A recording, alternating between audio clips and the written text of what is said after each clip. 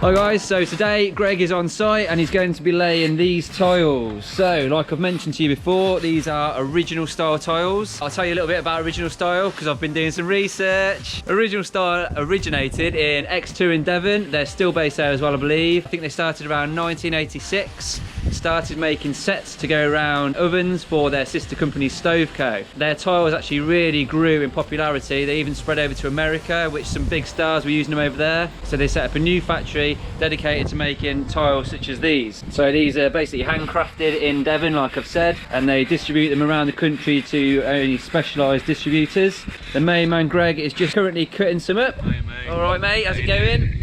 We've painstakingly set out everything this morning, getting our lines right, because we're going to have a border just like this. That's going to run down this side and down this side, and then the pattern will be here. So what Greg needs to do, he's just cutting the halves there.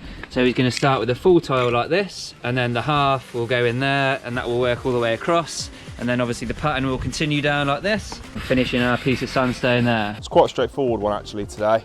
So what we've done is we've struck our line down here, which is a nice straight line, and then I paralleled it through to over to this side here. So this is where your borders are going to lay. Now your border is set up like this one down here. That's just obviously dry set for now. I've measured it all out, so I know what my diameter is there. Obviously everything's going to slightly run out, because obviously you've got old blue bricks. We've got the old edging blues as well. They're all original that have been relayed. So I have to allow a little bit of space, just because obviously the tolerances back then aren't the same as we have now. Once I've done all of that, which takes a little bit of time, we then got this setup point here.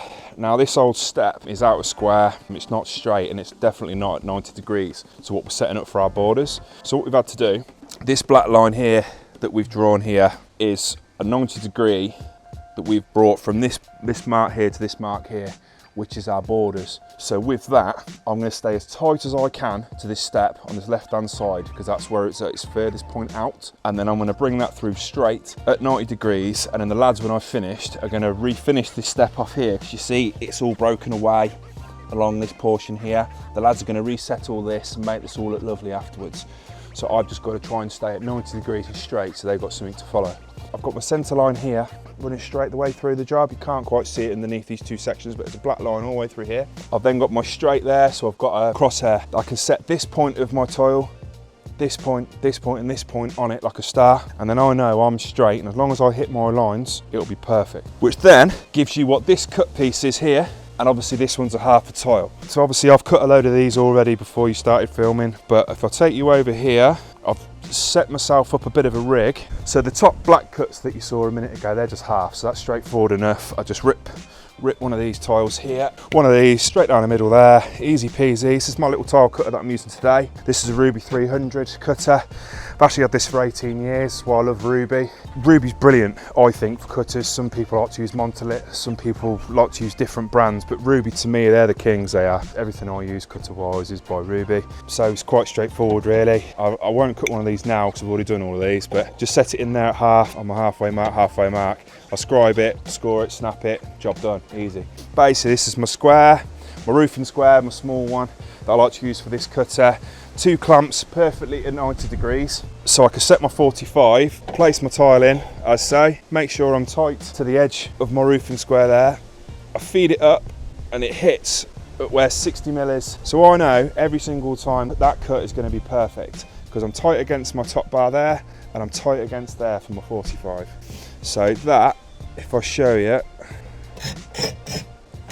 so you just push your scorer along. I use a little bit of pressure on it. Don't go too crazy if you are going to do this at home. Do too much, all you do is blow the edge of your tile. If it's a ceramic or porcelain or one of these Minton tiles, you just blow your edges and it's no good really, it doesn't look very good. A little bit of pressure, obviously you've got to do it a little bit. These are just my little snippers. Again, had these forever, as you can probably tell. But they're a great bit of kit. So you just put it on the edge of your tile, onto your leg, and snap like that. Easy peasy. So I've got a rake of these to do in a minute, so you'll see all that in a moment. But all these burrs here, we'll cut all of these off. We'll get rid of all these, polish it up, and I'll show you how I'll do all of that.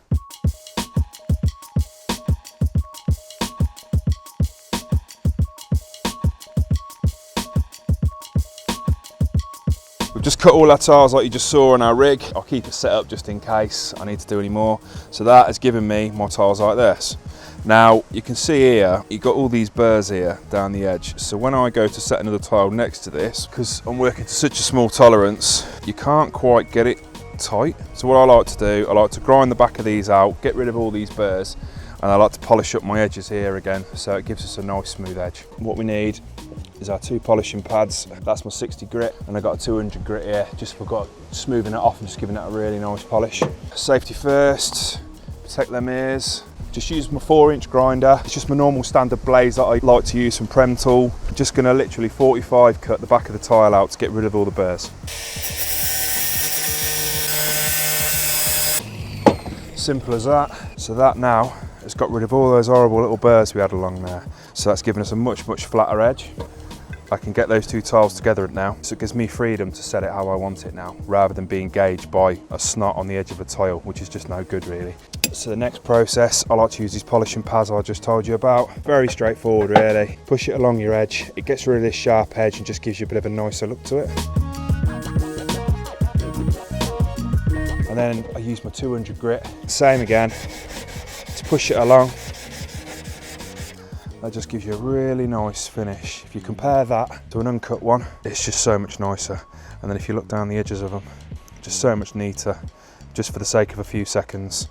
It's just the way forward really, so that's why we do that. Just makes the whole job a lot neater, and a lot easier, a lot cleaner, a lot crisper.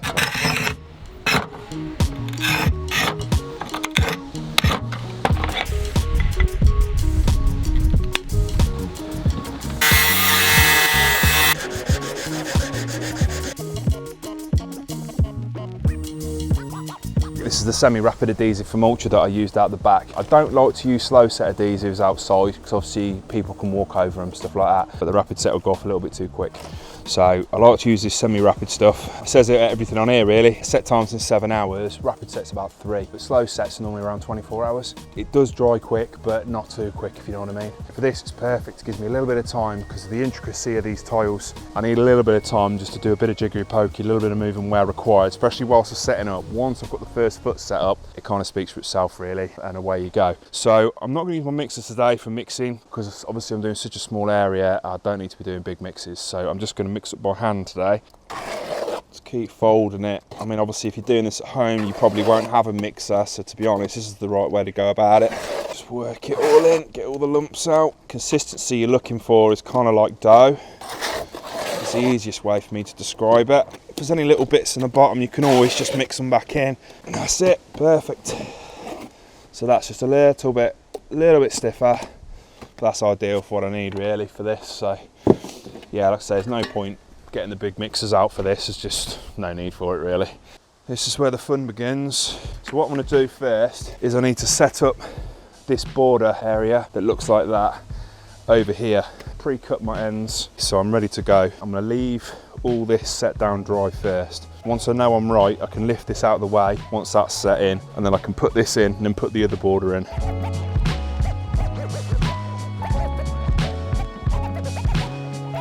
Yeah, so set up the first border. Obviously I'll do the second border in a minute, but big thing to keep on here, all these lines I drew earlier, I'll make sure I'm on my line right at the top there and I'm all nice and straight, which I am, and I'm bang on my line down here. So I'm happy with that now. So next bit is to get this middle section started. Now, basically this black tile goes right in the centre of this crosshair here that we have, like that.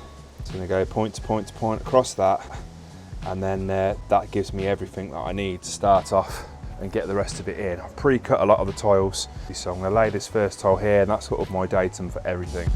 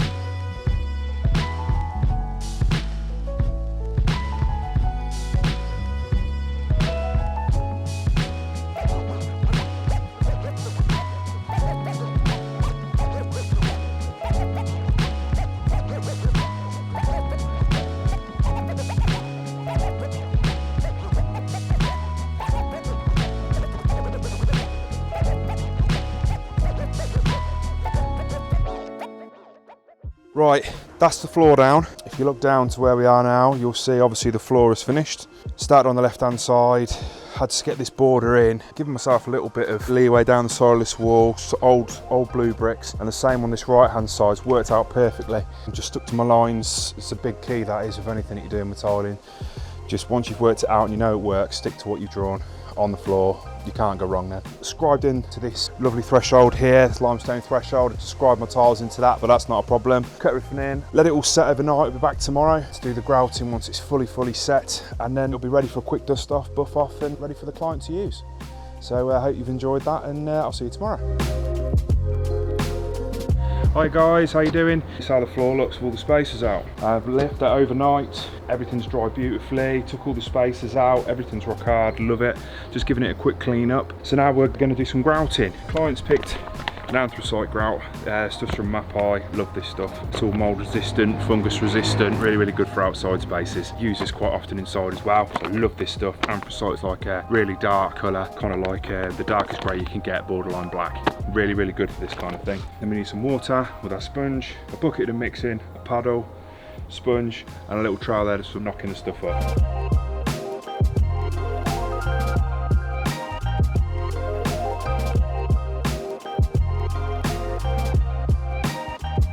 When you're grouting up these tiles, we pre-treated these before we started tiling. You've got to seal these tiles from original style. We'll also come back later on and do one afterwards when everything's fully dry, it's all been fully cleaned down. Sort of last job after everybody's finished out here. So as with our previous videos, when you're grouting, nothing changes. Always work your grout in fully. Try and get as much of your residue off as you can. You don't want too much line on top of your tiles. This Mapai stuff does have a tendency of going off quite quickly. And these tiles, because obviously the sides of the tiles are going to pull moisture in as I work the grout inside of the grout joints into here. So it will start setting quite quickly. You can just start to see it on top here. It's starting to dust up quite heavy. I mean, that's only been on there for a matter of 2 to 3 minutes. It's already starting to dry up, but it's not quite right yet, because if I touch that, it sort of leaves an indent. So it's not quite ready yet. It looks ready, but you've got to really bide your time with this stuff, so don't get fooled of when it's going off. So yeah, we'll just keep working it in, keep working our way back, and then we'll get it off and get it buffed up.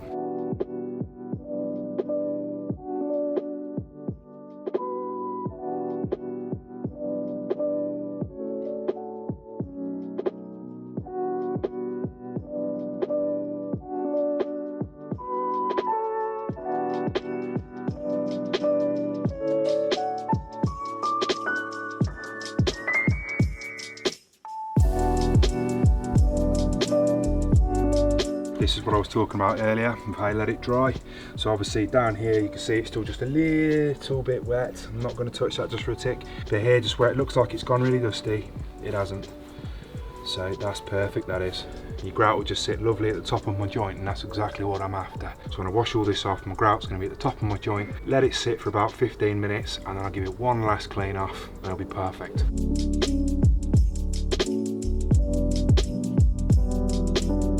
Right then guys, finished that off, washed it all down. I hope you agree, it looks really nice. But you'll see there's just some dusting starting to come up at this top end. What I like to do is leave it for about 15 minutes or so, 20 minutes. This is just the final wash off now. It's just something I like to do. To be honest, you should do it. All this is a bit of soapy water, a little bit warmer. And all I'm going to do is wash this off with a rag. I'm just going to slowly dry it off as well. Sort of helps prevent this sort of dusting up a little bit. Probably still come up just a tiny little bit, but we'll get all of that then when we put the final seal on later on.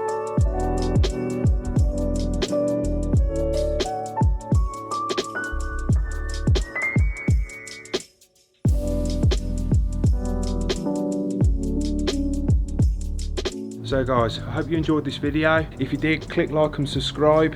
I'm Greg from Untitled Limited, and you've been watching Build of A&E.